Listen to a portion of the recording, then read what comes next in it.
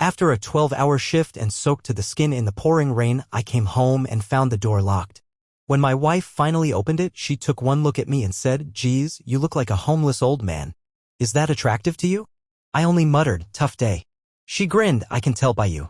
You smell like failure." I took off my shoes, hung up my soggy coat, and ate the cold remnants of dinner. That was a month ago. And today her sister and mother texted me, she's screaming. Please answer her. I never thought I'd be the guy sharing his story online, but here I am, fingers tapping at the keyboard, wondering if I'm losing it. Maybe it's nothing. Maybe it's just a rough patch. But if I don't get this out, I might actually go insane. It all started a few weeks back, just a typical Tuesday, nothing special. Except the rain. One of those relentless downpours that felt like the sky was trying to drown the city. By the time I got off the bus, I was soaked. My umbrella had flipped inside out like some cruel joke, my shoes made that awful squelching noise, and my bag was a soggy disaster. My phone was buzzing nonstop with the group chat full of rain memes, but I couldn't even fake a laugh. I was too busy trudging through the puddles, just wanting to get home. But when I finally got to my street, that weird feeling hit. You know, that creeping sense that something's just wrong. Maybe it was the darkness, our porch light was off. Normally, Liza always left it on if I was getting home late. But tonight, nothing. Just darkness and the rain beating down. I fumbled for my keys, only to find the door locked. Another red flag. Liza never locked the door when she knew I was coming home late. A chill that had nothing to do with the rain ran down my spine. I knocked, not too loud, it was late after all. I tried texting her, calling, but nothing. No answer. My phone's battery was draining fast, a pathetic 6% now, and all I could do was stand there in the rain, feeling like an idiot. 15 minutes. That's how long I stood there. I know because I kept checking my phone, scrolling just to kill time, wondering if I should just go crash at my brother's place. But just as I was about to give up, the door swung open. Liza stood there, and for a second, relief washed over me. But then I saw her expression. She didn't move aside.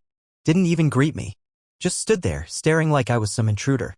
Finally, she spoke, voice dripping with disdain. "You look like a homeless old man. Do you think this is attractive?"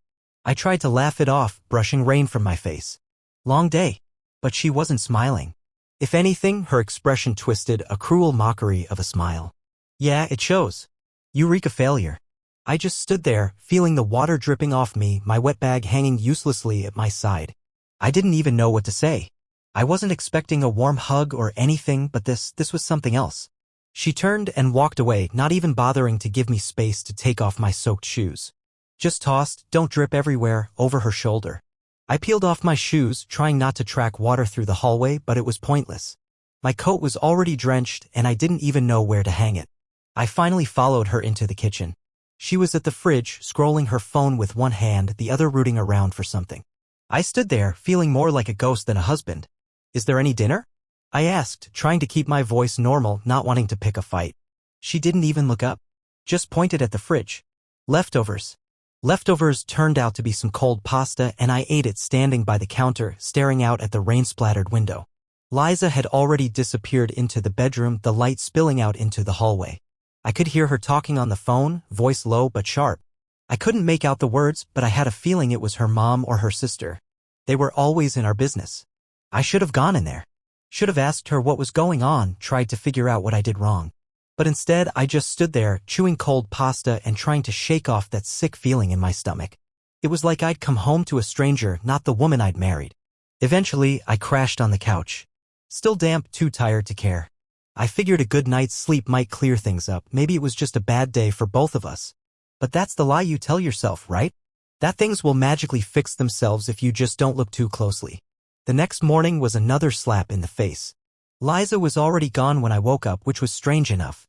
She was never up early. But she'd left the kitchen light on, her coffee mug half full on the counter, and the front door unlocked. I stepped outside to grab the mail and saw Peggy, our neighbor, walking her dog. She gave me the sympathetic look. "Rough night?" she asked, and I just grunted, too embarrassed to talk. But then she said something that stuck. "Saw your wife's mom's car here late last night. Everything okay?" Her mom's car? I didn't even know she'd been over. And if Liza's mom was here, why didn't she mention it? Why was she so cold to me if she was already having some family chat? None of it made sense. I wanted to believe it was all in my head, that I was just being paranoid. But something about the way Liza looked at me last night, the way she spoke to me. It wasn't just a bad mood. It was something darker, something mean. Over the next few days, that feeling only got worse. Liza was on her phone constantly, barely looked at me, and when I tried to talk, she just rolled her eyes. If I asked if something was wrong, she'd snap back, "Not now. I'm busy." Or worse, "Can you not?" The house didn't feel like home anymore. It felt like a stage, and I was just some extra wandering around in someone else's story. And I didn't know it yet, but that was just the beginning.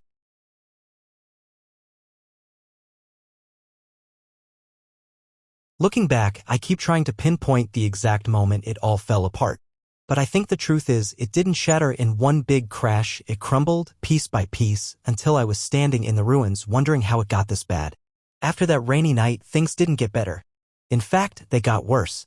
Liza's coldness didn't fade, it grew sharper, like she was honing it. She started locking the front door even when she knew I'd be home soon. Every time I had to fumble with my keys in the dark, a quiet anger bubbled inside me. Our conversations became rare, and when they happened, they were poisoned. I'd ask if she wanted to do something together, even just watch a movie, and she'd roll her eyes, barely looking up from her phone. "Not now. I'm busy." "Busy with what?" I'd ask, trying to keep my voice steady. "Why do you always need to know everything? It's exhausting." It wasn't just the words, it was the way she said them. That simmering disdain, like I was some irritating stranger who had overstayed his welcome. I tried to ignore it, tell myself it was a rough patch. Work stress, maybe? But the little things kept piling up. One night, I came home to find her on the phone, whispering. The moment I stepped into the room, she ended the call, tucking her phone into her pocket. I asked who she was talking to, trying to sound casual. She just shot me a look. "Do I need to report every call I make now?" she snapped. It wasn't just her attitude that changed. The house did too. Laundry began to pile up. Not just mine, hers too. Liza had always been neat, almost obsessively so, but now clothes lay scattered across the bedroom floor. Empty takeout containers littered the kitchen counter. The sink was always full of dishes. It was like she just stopped caring. One morning, I woke up to a text from her. "Don't wait for me tonight. I'm working late." Except she didn't work late. I knew because I saw her tagged in her sister Mandy's Instagram story laughing over drinks. I tried to confront her, ask her why she lied. She didn't even look surprised, just annoyed. "I didn't want to deal with you," she said, like it was the most obvious thing in the world. That was the moment I started sleeping in the guest room. I told myself it was just because I didn't want to argue, didn't want to make things worse. But really, I couldn't stand lying next to her, feeling that cold space between us. I'd hear her on the phone at night, always whispering, always making sure I wasn't around. Sometimes I'd catch bits and pieces, her voice low and tense, but never enough to understand. When I tried to talk about it, tried to ask if something was wrong, she just shut me down. "Not now, I'm busy." Busy with what, Liza? God, why do you have to be so clingy? Clingy. That word cut deeper than she probably knew. I'd never thought of myself as clingy. If anything, I'd always been the one trying to give her space, support her dreams, even when it meant sacrificing mine. But now I was some desperate, needy burden. It got worse. A lot worse. One night, I noticed something off with our bank account.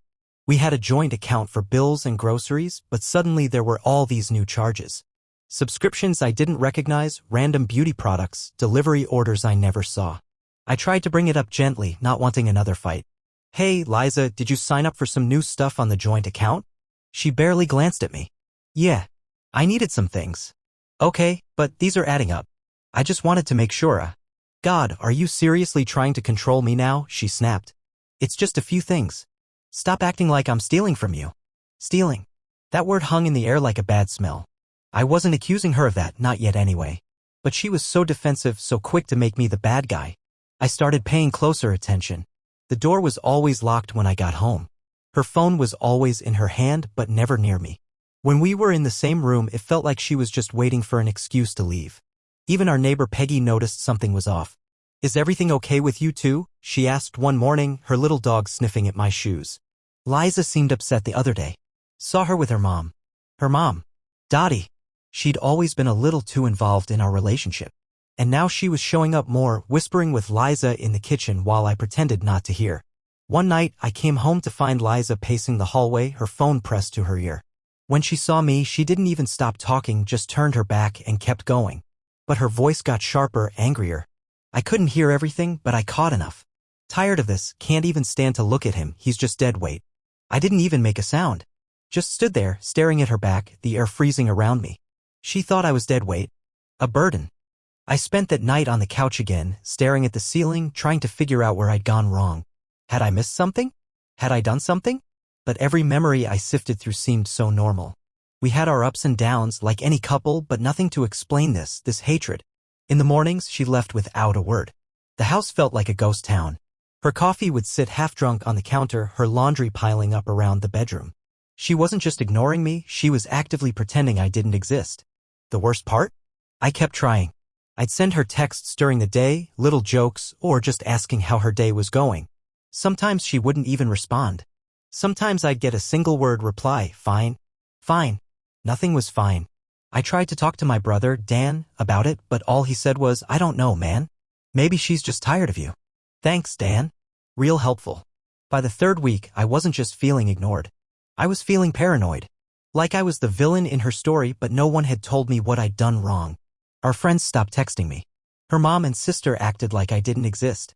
I tried to tell myself it was in my head, that I was overthinking. But the truth was sinking in inch by inch. I was losing her. No, she was pushing me away. And I was starting to wonder if she was trying to make me leave. I just didn't know why.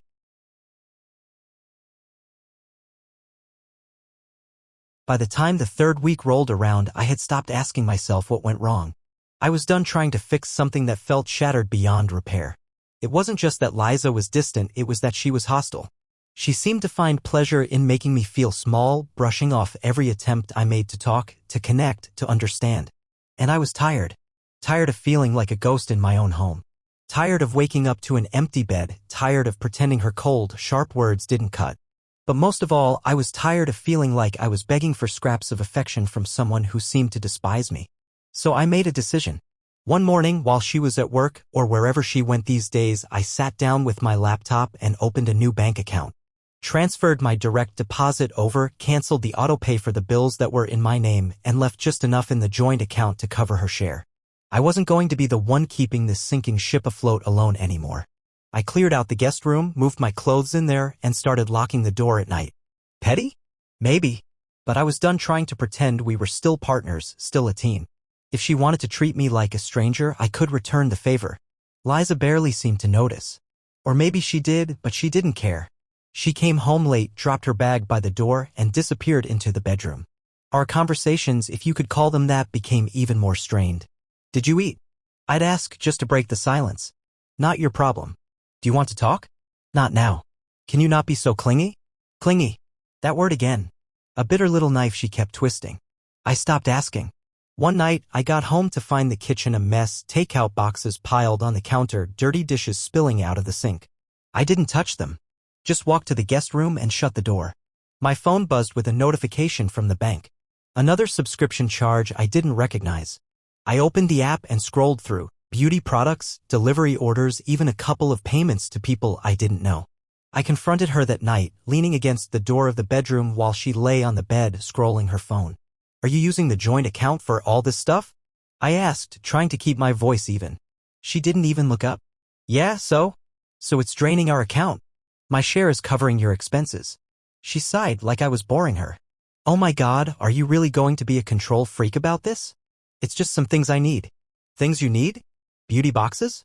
Random cash apps to strangers?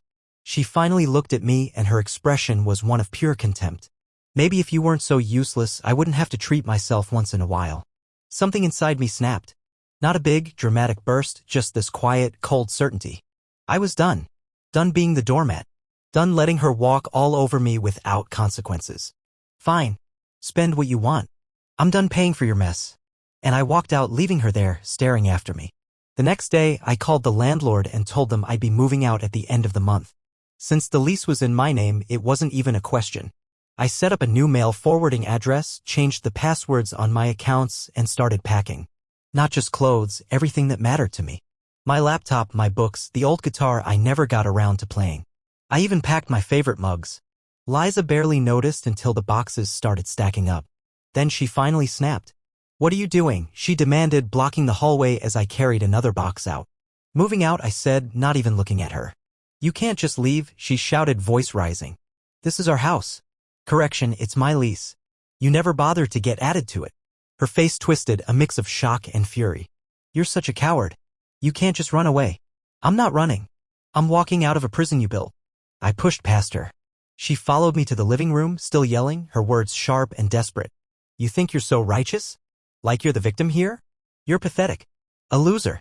But her insults didn't hit anymore. They just felt like static, empty noise. I walked past her, grabbed another box, and she tried to block the door. I looked at her, calm, almost bored. Move. No. I'm not letting you just walk out on me. I stepped closer, my voice low. If you touch me, I'll record this. I'll send it to your mom, your sister, whoever you want. They can see exactly who you are. She backed off, but not before shoving the box, trying to knock it out of my hands. It hit the floor, but I didn't even bother picking it up.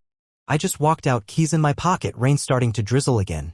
Her voice followed me, screaming something I couldn't even make out. I loaded what I could into my car and drove to my brother's place. Dan didn't ask questions. Just handed me a beer, turned on some mindless TV, and let me sit there, numb and empty. A few days later, the texts started. Not from Liza, from her mom and sister. Mandy's came first, all caps, you need to answer her. Then her mom, Dottie, how can you do this to her? She's a wreck. Come home and fix this. Fix this? They really thought I could just walk back and magically make everything okay, like I was the problem. Like I hadn't spent weeks begging for some sign of love, some scrap of kindness. I ignored the messages. Blocked them even. But I wasn't stupid. I knew this wasn't over.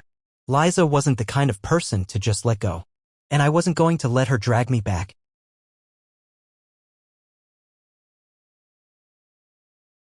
I thought leaving would be the end of it. A clean break. Walk out, move on. But I was wrong. Leaving wasn't the hard part. The hard part was what came after. For the first few days, I crashed at my brother Dan's place.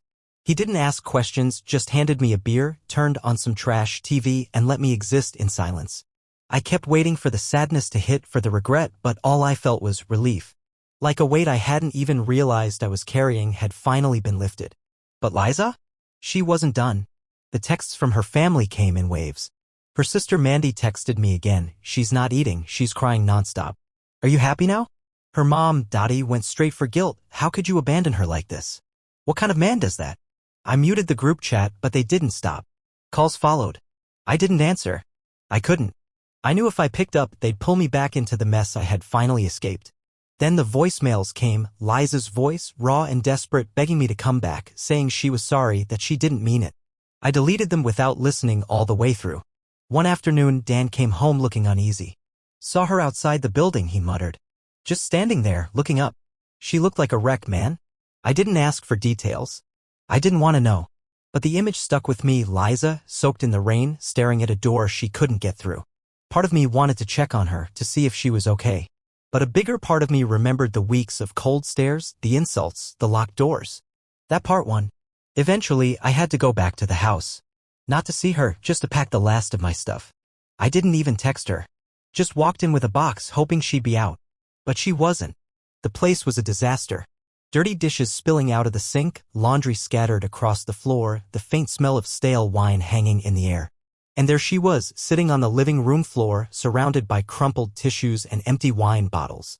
She looked up when I stepped inside, and for a moment, she just stared at me. You're really leaving?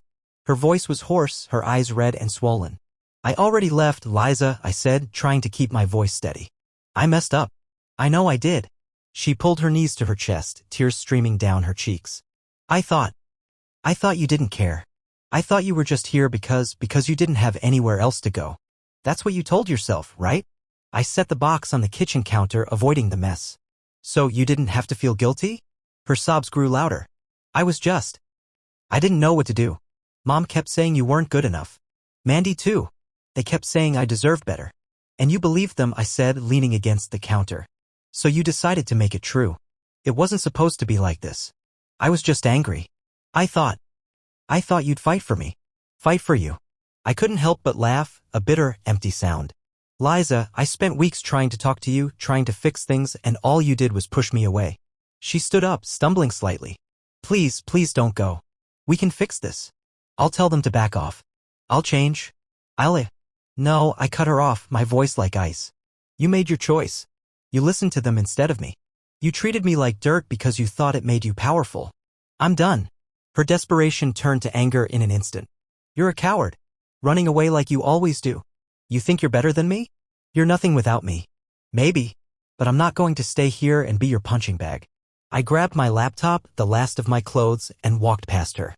She tried to block the door, her hands clawing at my sleeve. Please, please, don't leave, she wailed, collapsing in the hallway as I stepped outside. Her voice followed me, a muffled echo through the door. I loaded the box into my car and didn't look back. The first night alone in my new place was surreal. A tiny, cramped one-bedroom with creaky floors and a view of the back alley. Nothing like the house we'd shared. But it was clean. Quiet. Mine. I slept better that night than I had in months. But Liza didn't let go.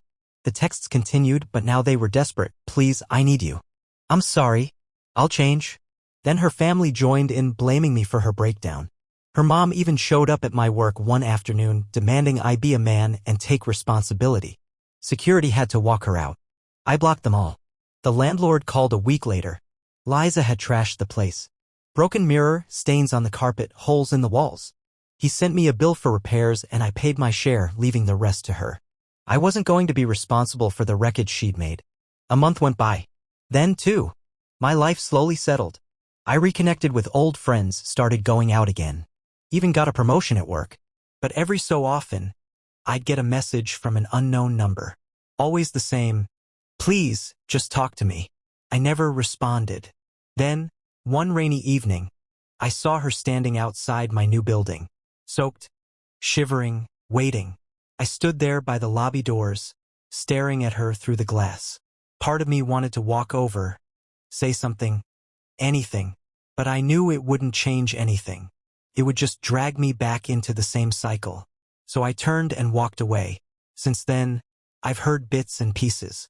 Liza bounced between her mom's place and her sister's. But even they got tired of her drama eventually. She posted vague, sad quotes online, stuff about betrayal and loneliness. Friends who used to ask about us stopped mentioning her altogether. Sometimes I wonder if I was too harsh, if I should have done more, been more patient. But then I remember those last few weeks, the way she looked at me like I was nothing, the way she spoke to me like I was a burden. And I know I made the right choice. I never went back. I never answered her messages. I never apologized. I finally stopped trying to be the hero in a story where I was always the villain. And now, I sleep better. I laugh more. I live in a place that feels like home. Even if it's small and a bit too quiet sometimes. It's mine. Maybe that's the real ending. Not some grand closure or dramatic reunion. Just peace. And for the first time in a long time, that's enough.